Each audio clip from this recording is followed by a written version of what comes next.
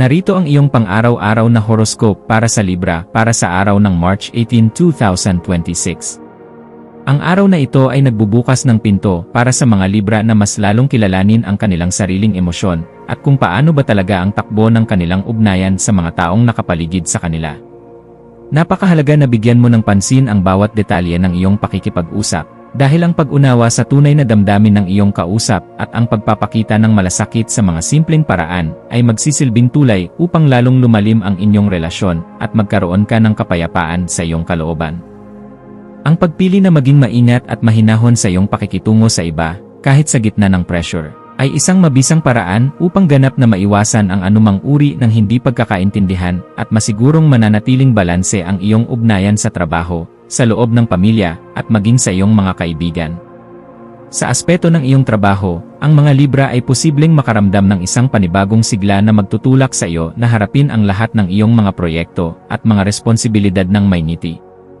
Mas magiging madali ang iyong mga gawain kung itutuon mo ang iyong pansin sa paggawa ng tamang estratehiya, pagbuo ng isang malinaw na plano, at paghahanap ng mga malikhaing solusyon na makakapabuti sa iyong mga resulta. Huwag mong kalimutang maglaan ng sapat na panahon sa pagsusuri ng bawat hakbang na iyong gagawin, at ugaliing makinig sa mga ideya ng ibang tao, dahil ang ganitong klaseng pagiging bukas ay hindi lamang magpapataas ng iyong produktibidad kundi magbibigay din sa iyo ng respeto mula sa iyong mga kasamahan sa opisina.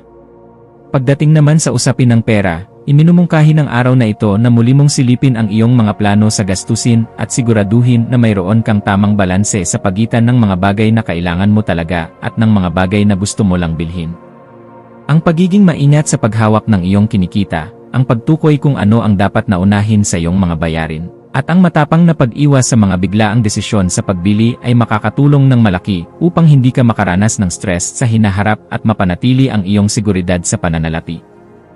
Ang pagkakaroon ng isang mapanuring pananaw sa bawat transaksyon, gaano man ito kaliit, ay magbibigay sa iyo ng kapanatagan sa isip dahil alam mong nasa tamang landas ang iyong budget. Para sa iyong buhay pag-ibig, ang mga Libra ay binyayaan ng pagkakataon na ipakita ang isang mas tapat at mas malalim na emosyonal na koneksyon sa kanilang kapareha o sa taong tinitibok ng kanilang puso. Ang pagiging sensitibo sa nararamdaman ng bawat isa, ang pagpapakita ng mga simpleng kilos ng pagmamahal, at ang pananatiling bukas sa tapat na komunikasyon ay lalong magpapatibay sa inyong pagsasama at magdadala ng tunay na ligaya sa iyong puso.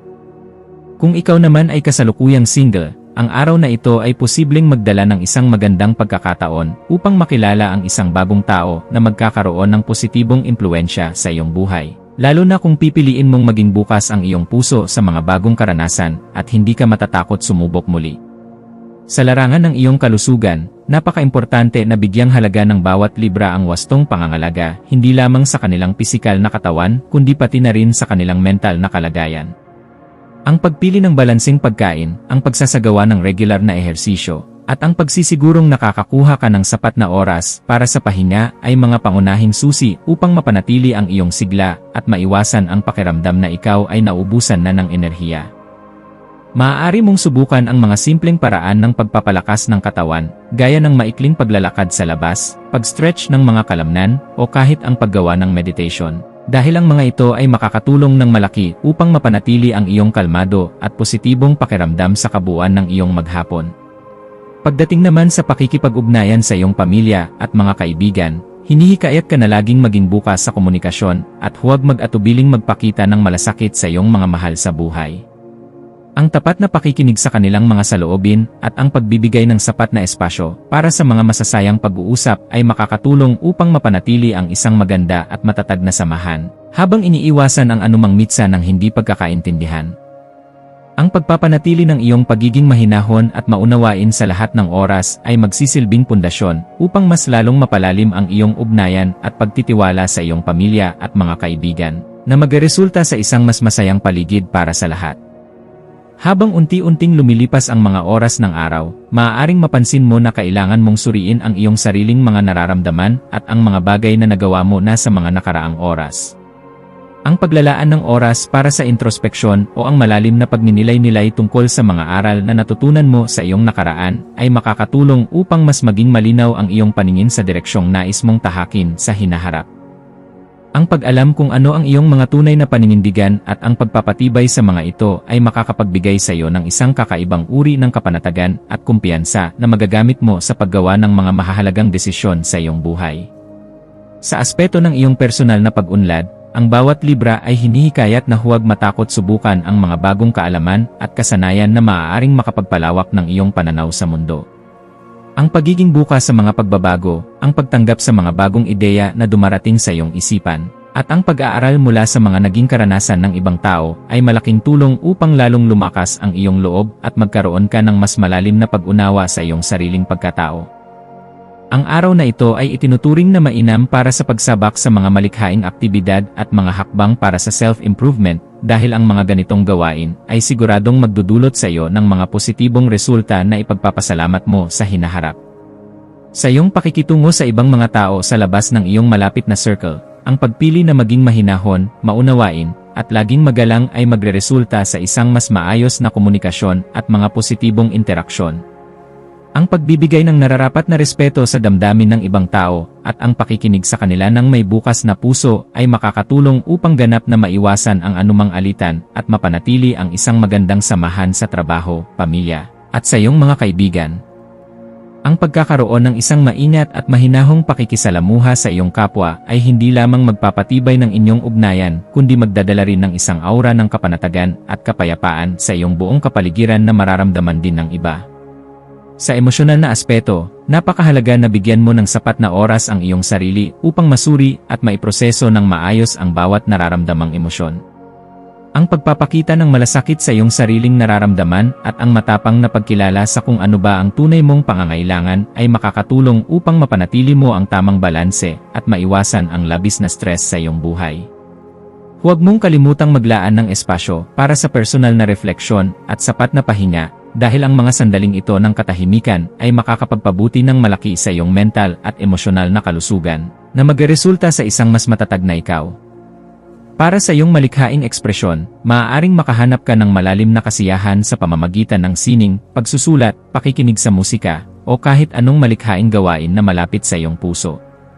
Ang pagtanggap sa mga bagong malikhaing ideya at ang pagyakap sa iyong mga personal na proyekto ay makakatulong upang mailabas mo ang iyong mga nakatagong damdamin at maging inspirasyon para sa iyong sarili. Ang paggamit ng iyong pagkamalikhain ay hindi lamang magbibigay sa iyo ng kagalakan, kundi magsisilbi ring mabisang paraan upang pasiglahin ang iyong isipan at mapabuti ang iyong pangkalahatang emosyonal na estado. Kaya naman hayaan mong lumabas ang iyong talento sa araw na ito. Sa pagdating ng hapon, maaaring may dumating na mga pagkakataon kung saan kailangan mong harapin ang ilang mga hindi inaasahang pangyayari o mga bagong hamon. Ang pagkakaroon ng tiwala sa iyong sariling kakayahan, ang maingat na pagsusuri sa bawat sitwasyon, at ang paggamit ng isang matalinong desisyon ay makakatulong upang makuha mo ang pinakamainam na resulta sa anumang gagawin mo. Napakahalaga na manatili kang handa at mahinahon sa bawat hakbang na iyong itatapak upang maiwasan ang anumang uri ng pagkaabala at mapanatili ang linaw ng iyong pag-isip kahit pa may pressure sa paligid. Ang iyong natural na kakayahan na magbalanse ng mga bagay ay magiging sandata mo sa mga oras na ito. Sa pagtatapos ng iyong araw, ang isang Libra ay posibleng makaramdam ng isang malalim na kasiyahan at kapayapaan mula sa lahat ng mga bagay na iyong nagawa at mga aral na iyong natutunan sa buong maghapon. Ang pagbabalik tanaw sa bawat positibong karanasan at ang buong pusong pagtanggap sa mga natutunan mo ay magbibigay sa iyo ng isang mas malinaw na pananaw at isang positibong pananabik para sa iyong hinaharap. Ang araw na ito ay tila isang paalala na bigyang halaga ang iyong sarili at ang lahat ng mga magagandang aspeto ng iyong buhay na madalas ay nakakaligtaan mo dahil sa pagiging abala. Sa kabuuan, ang araw na ito ay tunay na nagbibigay ng isang mahalagang pagkakataon para sa bawat Libra na mapalalim ang kanilang emosyonal na pag-unawa, mapanatili ang tamang balanse sa lahat ng bahagi ng buhay, at mapabuti ang kanilang pakikitungo sa ibang tao. Ang pagpili na maging mahinahon, maunawain, at laging bukas sa bawat bagong karanasan na dumarating ay siguradong magdudulot sa iyo ng saganang positibong enerhiya at isang malalim na kapanatagan na tatagal sa buong maghapon. Gamitin mo ang bawat sandali upang maging mas mabuting bersyon ng iyong sarili at magpakita ng pagmamahal hindi lamang sa iba kundi higit sa lahat ay sa iyong sarili. Ang iyong mga maswerteng numero para sa araw na ito ay 3, 8, 14 at 26 na magsisilbing gabay mo sa iyong mga gagawing desisyon. Ang iyong mga maswerteng kulay naman ay light pink at cream, dahil ang mga ito ay sumasagisag sa iyong malinis na pagkakakilanlan, tamang balanse, at ang pagpasok ng mga positibong damdamin sa iyong buhay. Para naman sa iyong maswerteng gawain, subukan mong maglaan ng oras para sa pagsusulat sa iyong journal, ang pag-aayos ng iyong personal na espasyo upang maging presko ito sa paningin, at ang paglalaan ng sapat na oras para sa simpleng meditation o malalim na paghinga. Ang mga gawain ito ay siguradong makakatulong upang mapanatili ang iyong kapanatagan at ang isang malinaw na isipan sa kabuuan ng iyong araw.